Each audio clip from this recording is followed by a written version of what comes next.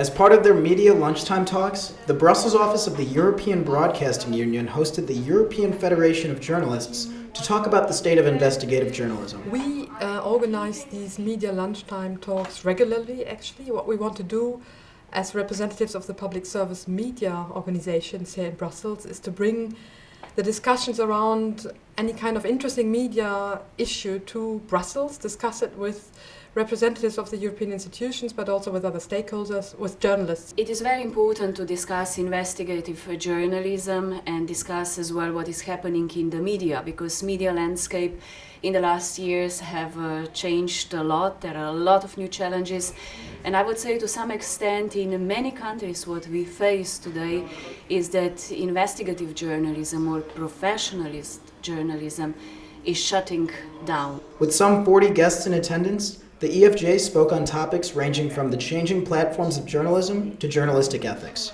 As a reporter, you can use your power in a way that almost could be called doing a wrongdoing in case that you are hit by tunnel vision, which means that you are so convinced that you have a great story and that you know the truth.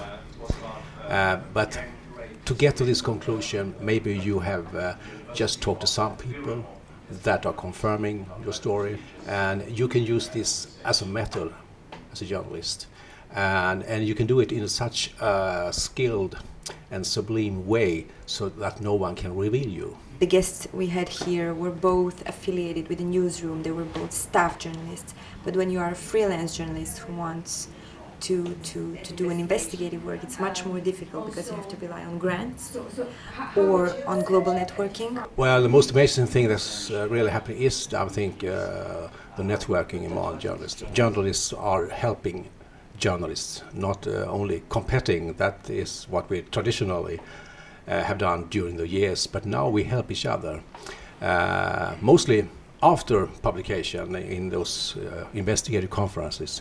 But nowadays we also collaborate before publication, helping each other with documents.